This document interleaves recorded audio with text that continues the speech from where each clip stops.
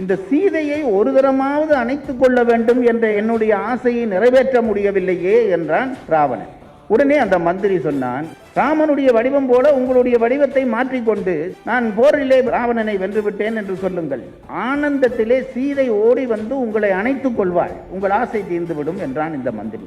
ஒரு தலை இருக்கிற உனக்கே இந்த புத்தி இருக்கும் என்றால் 10 தலை இருக்கிற எனக்கு இந்த புத்தி வராதா? அதை நான் பலதரம் செய்து பார்த்து விட்டேன். எப்பொழுது என் தோற்றத்தை நான் ராமனுடைய தோற்றம் போல மாற்றிக்கொண்டேனோ அந்த நிமிடத்திலிருந்து என் மனம் மண்டோதரியை தவிர வேறு யாரையும் நினைத்ததில்லை என்றான். ராமனை நினைத்தால் நாம் எல்லோரும் ராமர்களாக மெல்ல மெல்ல மாறிவிடுவோம்.